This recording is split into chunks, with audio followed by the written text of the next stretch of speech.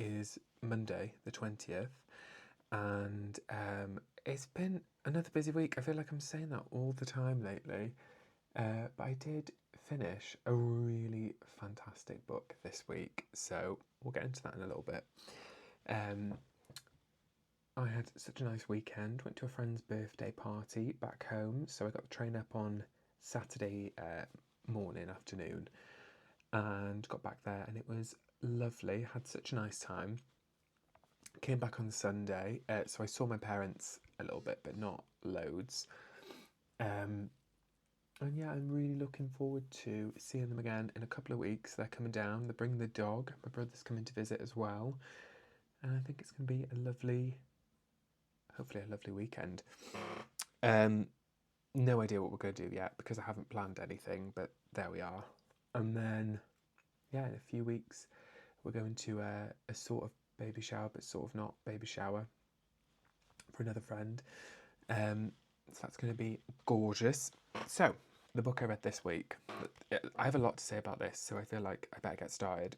So I read it on my Kindle. I want to show you my Kindle stickers as well, actually. I've not layered them particularly well. So when I showed you my laptop last week, I think I showed you this, but I didn't really go through the individual stickers. So I got a set of little black cat ones that I put everywhere. This is one that I already had on, but I finally stuck it on. I'm not like those, the Kindle girlies who like basically just place them inside the case. I did have it taped to the inside of the case for a while, but everything moved around too much, so I've just stuck them on my Kindle. It is what it is. This is a Kindle Paperwhite, and I got the sage green one. I've had it for a while now, but it's, just in case you're wondering what it was. And I've got all my stickers. I've got my pop socket. A pop socket on a Kindle, I will say, is, I don't buy into too much of the consumerism around. I know this is a TikTok thing, like Kindle culture, Kindle talk, but I will say a pop socket on your Kindle is something I've done for years because it's actually really, really practical. Back when pop sockets first came out, my partner was obsessed with like pop sockets on everything because he used to play Pokemon Go at the time, so we'd like always be out and about walking with his phone, so it was really handy to make sure you don't drop it and to have a good grip on it. But yeah, so that's something I learned from that, so that was a good tip. And yeah, I've just got some of the stickers. So I've got some cat ones, emotional support Kindle, this cute cat newspaper one that I love, and then some Sagittarius stickers. So maybe we'll add to that as time goes on. So the book is The Persians by Sanam Mahloudji. And okay, right off the bat, this is it's a very character-focused novel. There is sort of an inciting plot element that you follow all through the book, and also some ones where you dive into the history of these characters and why maybe they ended up where they are, or they ended up with the personalities they have. I think is the most interesting aspect of the novel for me. But essentially, we're following different generations of one family, and that's the Valiat family. And it's focused almost entirely on the women. There are some central. No, that's maybe not the best way of putting it. There are some male characters who are central to the lives of these women, but we don't ever see anything from their perspective. Like, we really do focus on exploring their experiences through their point of view, and that I love multiple POV novels. I just do. I just think it's, I don't know. I just love it. I really enjoy them. It's not something that bothers me either way. Like the POV of a novel is not something that's going to make me read it or not. But in this case, it really works because quite often you'll have a chapter where so the eldest woman in the family, the grandmother, she's sort of the matriarch.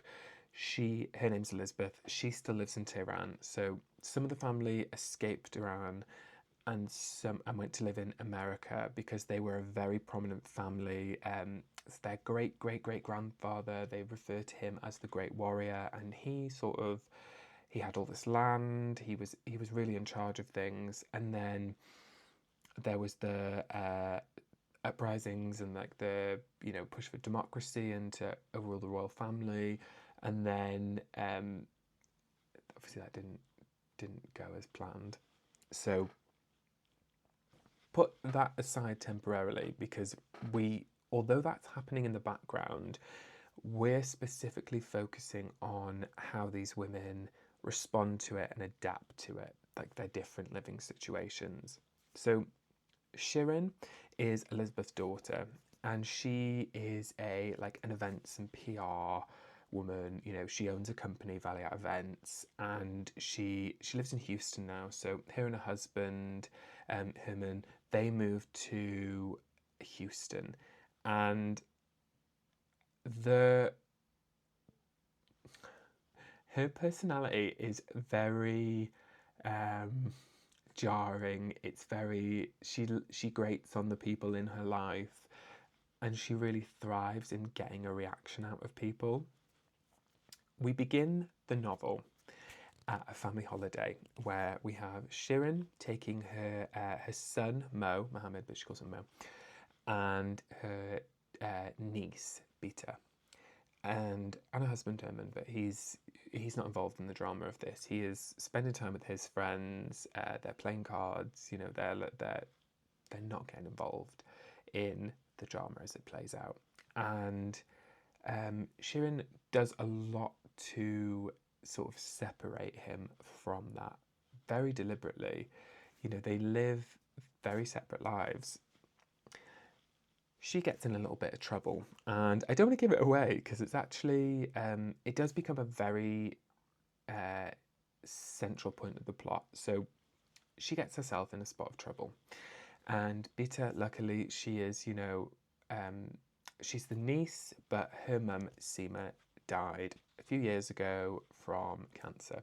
So Shirin really took on that role of mother, but not in a maternal way, in just she loves to boss her niece around way. So Beta is there to sort of pick up the mess. We see a lot of Beta's life as well, but she lives in New York. She's training to be a lawyer. She's in law school.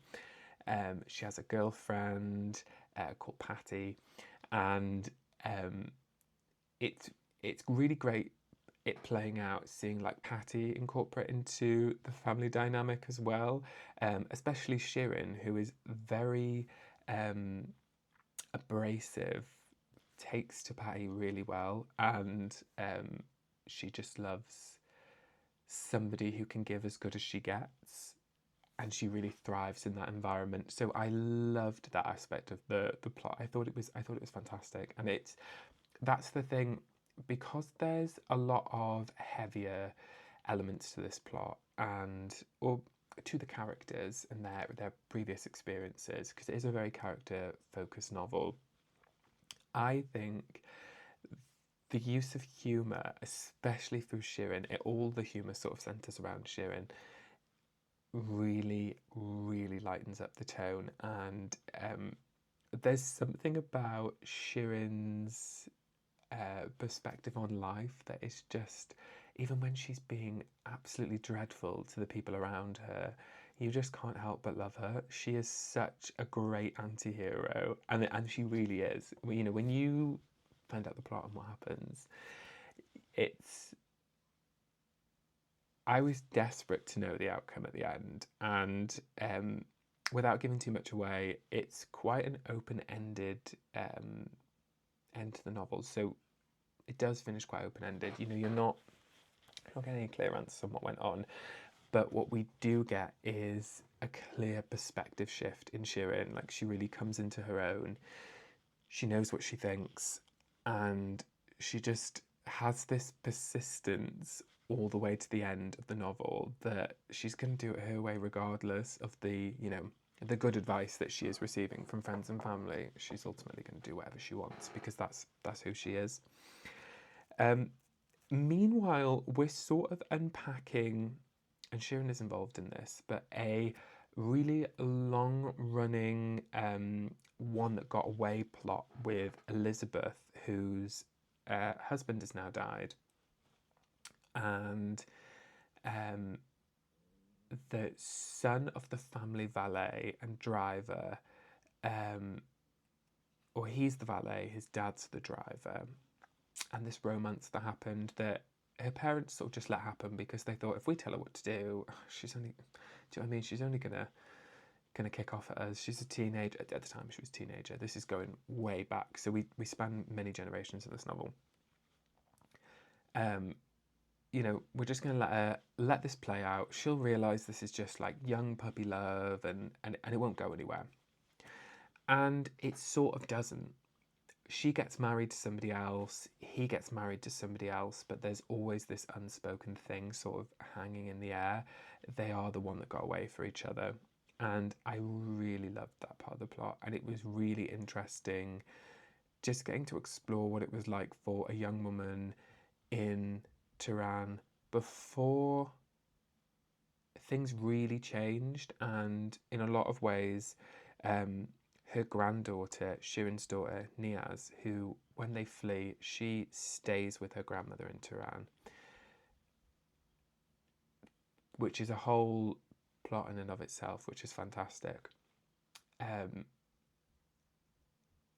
Her experience in a lot of ways is a lot more restrictive than that of her grandmother's. And I think it's really easy to have this idea of progress being a straight line, and it kind of shows you how squiggly and up and down and all over the place it can be. So I really, really loved that part of the plot. We also have Beta sort of trying to understand why she is the way she is, in terms of giving things away, feeling really uncomfortable with the wealth that the family has because the Valiant name meant so much in Tehran. And though it doesn't really mean much in America, she has this huge privilege from her family's wealth that she's really embarrassed by, and she carries a lot of shame around that, and she doesn't want people to know, even though she lives in this, you know, an apartment with a doorman. She still sort of tells people, oh, it's a rent-controlled apartment, you know, and blah, blah, blah, blah. I also really liked how this novel took place in the early 2000s. So I think it's set in 2006, which we start to see like the emergence of technology, but I feel like that time frame allowed for a lot of the plot elements to play out in a way that they wouldn't now, because like the spread of information is a lot more immediate, and that is very relevant to both the resistance in Tehran when we explore the characters that are still living there and as they were growing up as well. Particularly Elizabeth's, you know, first love, Ali Lufti, and his family and their sort of resistance to the regime, but then jump forward to a PR disaster for Shirin and how she deals with it. You know, if that was in the era of social media, it would be so different, and it would honestly change the entire novel. So it was such a great decision to set it. When Sanam Mahloudji was writing this novel, I think she made some really, really clever decisions. Yeah, I don't want to go any further because I don't want to give away what happens or too much of the plot, because it, like I said, it is very character focused. But if any of that sounds good, I really, really recommend reading this, because it is, I can't remember the last time I just enjoyed a character driven novel like this that wasn't like a romance novel, which obviously are very character driven, very you know, the love story driven. This is just something else entirely, and it was fabulous. Really recommend. I got it on Kindle. I think I paid maybe like $7.99 for it on Kindle. I did have it, I think I said in the last video, I had it on hold in the library, and then I didn't check it out in time, so it ended up going to someone else. I know I've already been through these before, but I did just want to mention them again. So these are my goals for reading this week, hence why I've got the lovely dumb phone here so I can get through some books instead of doom scrolling. So I've already talked about this. This is The Burnt Sugar by Anvi Doshi for use again. So this is a tale of obsession and betrayal. This is a poisoned love story, but not between lovers, between mother and daughter. Tara and Antara, the woman and her angry shadow, but which one is which? Sharp as a blade and compulsively readable, Burnt Sugar slowly untangles the skein of memory and fiction that binds two women together, revealing the truth that lies beneath. So again, another novel of different generations of women that are, their lives are made more difficult by their relationship with each other. So we'll see how that goes.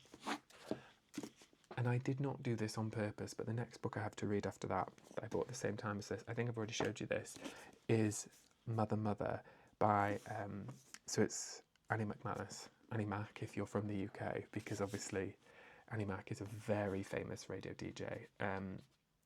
So I'm really looking forward to reading that. I love Annie Mac. I used to love Annie Mac's show. So I'm really looking forward to reading this. But so the blurb for this is, Mary grew up longing for information about the mother she never knew. Her brother could barely remember her, and her father numbed by his pain with drink. Now aged 37, Mary has lived in the same house her whole life. She's never left Belfast. TJ, who's about to turn 18, is itching to see more of the world. But when his mother disappears, TJ is to realise what he's been taking for granted. Mother takes us down the challenging road of Mary's life while following TJ's increasingly desperate search for her as he tries to discover what led her to this point. So it's set in Belfast, so it's set in Ireland. Cannot wait to read this. Also, writing update wise, I have not had a good week of writing. It has been really, really busy, so I'm hoping this week to get back on top of things. I don't think I've made any progress since last Monday when I updated you last, so fingers crossed there's a bit more this week. But yeah, I hope you have a fabulous week. If you've read any of the books that I mentioned, let me know in the comments. Let me know if The Persians sounds right up your alley, because I really enjoyed that. It's been one of my favourite books that I've read in a while. So let me know. If you love a dramatic, multi-generational, family dynamics, political resistance, moving to a different country, let me know. There's so much in there. I don't even know where to stop. Have a fabulous week. Bye.